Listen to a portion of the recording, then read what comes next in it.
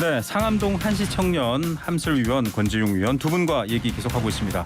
자, 민으로 시작되는 말로 가봅니다. 민생 얘기인데요. 참 경제 상황도 그렇고 사는 거 팍팍하죠. 특히 아이 덜 보는 분들 아이가 있는 집 어려운데 영유아 부모와 보육교사와 윤석열 대통령이 만났는데 아나바다 또 1,000원 안 깎아준 거 이렇게 좀 기사들이 나오고 있습니다.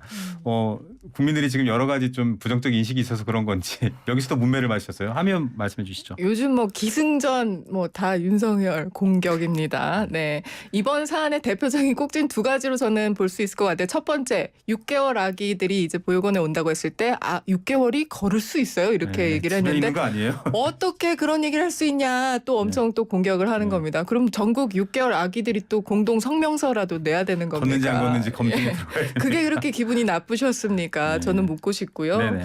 그리고 이제 아나바다를 어떻게 모를 수가 있나?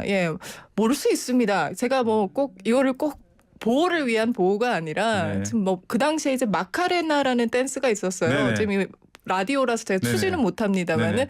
그때 마카레나 춤 열심히 췄던 분이 계시거든요. 네. 근데 마카레나 그때 췄잖아 이랬더니 마카레나가 뭐야 이러시더라고요. 예, 그럴 수 있습니다. 모를 수 있다는 말씀드립니다. 네. 마칼레나? 네, 그건데요. 그런 겁니다. 자, 네. 권 의원님 너무 과도하게 윤석열 대통령의 입을 보고 있는 거 아니냐 이런 말씀 주십니다. 그러니까 저는 아이를 지금 키우고 있어요. 네. 그래서 예. 6개월이면 막 지금 기어 다니지 못하는 막 이렇게 배밀이 하고 막 네. 이런데 네. 사실은 아이를 다 키우고 나면 기억이 안 나는 것도 있어서 네. 기억 못 하실 수 있다고 생각합니다. 특히나 아이를 키우시진 않으셨으니까. 네, 그렇죠. 근데 사실은 어린이집을 방문하는 거였으면 그 정도는 좀 듣고 갔어야 되지 않나 미리 이런 좀, 생각은 네. 좀 들고요. 또 하나 더는 아나바다 운동은 그때 IMF 때 있었던 네. 거잖아요. 아껴 쓰고 나눠 쓰고 바꿔 쓰고 다시 쓰자. 이거를 좀 모르셨던 거 아무래도 어떤 보통 사람들의 생활 세계와 좀 다른 곳에 계셨나 이런 의심은 좀 들게 하는 부분이었던 것 같아요. 그래서 네. 이걸 막 비판한다기보다 좀 뭐랄까 아쉽다. 대통령이 보통의 삶을 잘 모르구나. 이런 정도인 것 같습니다.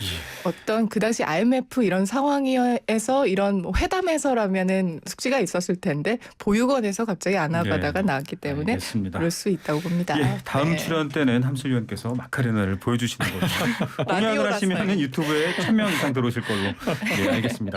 자, 그리고 이제 MB 때 인사들 김태호 차장을 비롯해 안보실 차장을 비롯해서 많이 이제 등용을 했는데 이주호 장관이 다시 교육부 장관으로 지명이 됐고요.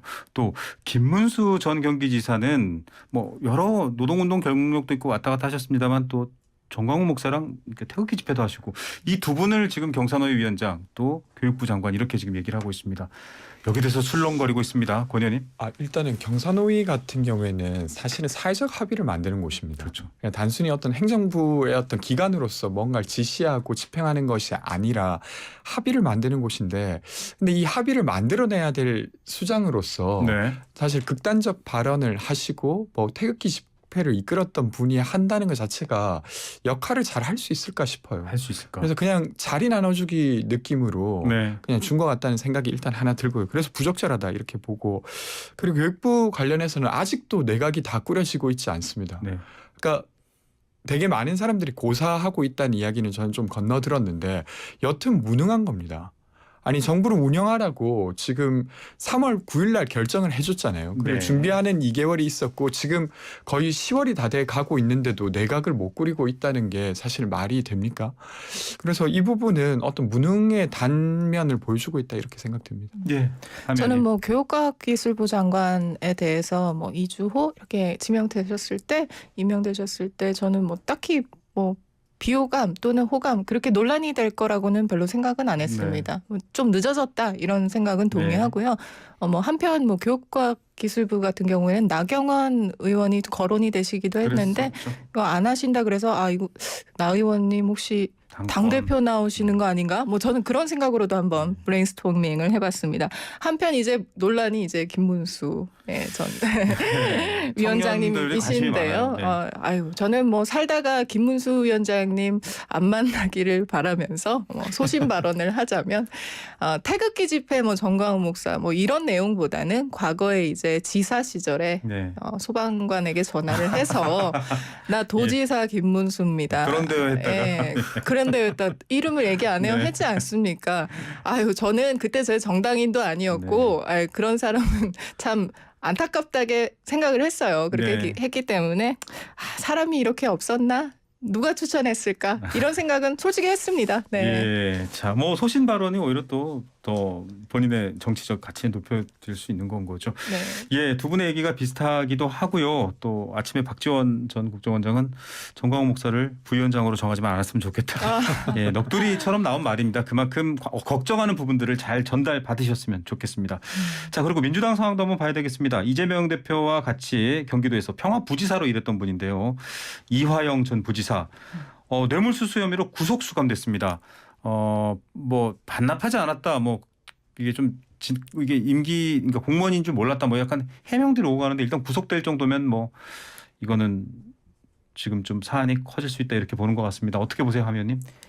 저는 뭐 수많은 매체에서 뭐 돈이 어떻게 돌고 돌아서 어떻게 됐다 이거는 뭐 설명을 많이 했기 때문에 네. 그걸 제가 설명하는 거는 좀 바람직하지 않은 것 같고요. 이재명 대표랑 연결된다라고. 네, 판단을- 연결이 된다고 당연히 판단을 하고 있고요. 네. 그리고 저는 다행이라고 생각합니다. 왜냐하면 이재명 대표께서 만약 대통령이 되셨다면 이러한 게이트, 이러한 비리들은 모두 다 덮였을 거라고 생각하기 때문에 저는 뭐 다행스럽다라고도 판단이 됩니다. 연결될 것이고 네. 게이트로도 볼 수 있는 사안이었다라는 판단이시네요. 그러니까 이 변호사비 대납이랑도 좀 연결되는 부분인데 일단은 이재명 대표 같은 경우 변호사비를 냈어요. 네, 그렇잖아요. 본인이 여러 번 네, 또 본인이 인증을 했습니다. 일단은 지급을 했고 네네. 근데 그 외에 변호사비가 뭔가 너무 낮은 것 같으니까 따로 받은 거 아니냐는 예, 그게 들어갔죠. 의심으로 그게 이제 쌍방울에 삼아 줬을 거다 이렇게 가고 있는데 아직 거기에 대한 정황은 없습니다. 네. 그러니까 그냥 그런 의심이 있을 뿐이지 그것이 어떤 수사를 통해서 사실로 확인된 바는 일단 없는 상태고요. 네. 이화영 부지사 관련해서는 저도 뭐 자세한 사항은 알지는 못합니다만 사회이사를 그만둔 다음에도 법인카드를 썼다는 거잖아요. 그 지점은 저도 좀 의아하긴 했습니다. 좀 문제가 예. 될 수 있겠는데 이렇게 봤습니다. 맞습니다. 네. 자, 그 부분에 대해서는 또 명백한 부분이 있어서 수사 결과를 봐야 될 것 같고요. 끝으로 1분 정도씩 답변하실 수 있는데요. 국민의힘 윤리위 얘기로 넘어가겠습니다. 30초 정도씩 말씀해 주시면 됩니다. 자, 이게 이준석 대표는 이제 제명이 거의 뭐 확실시돼 보이고 권성동 전 원내대표는 물타경 아니냐 이런 윤리위의 여러 가지 전망들이 있는데 함 의원님부터 먼저 말씀해 주시죠. 윤리위 판단 어떻게 평가하십니까? 윤리위는 뭐 당심도 눈치를 보고 또 민심도 보고 또 대통령인 윤심도 보고 또 마지막으로 법심도 판단을 합니다. 특히 그 국민의힘 현재 윤리위는요 민심과 법심을 굉장히 중요하게 생각합니다. 그렇기 네. 때문에 최근 사법 결과에 따라서 김성태 의원에 대해서는 6개월 정지를 했고요.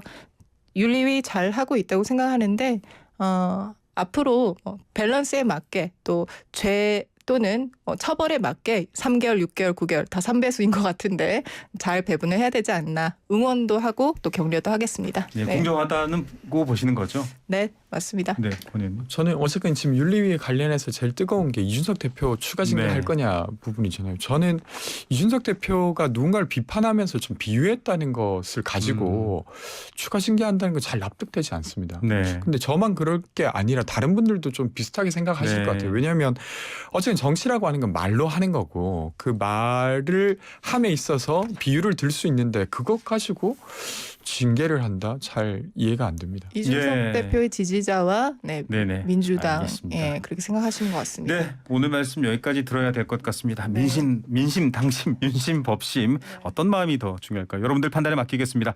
함슬위원 권지웅 전 의원이었습니다. 감사합니다. 고맙습니다. 감사합니다.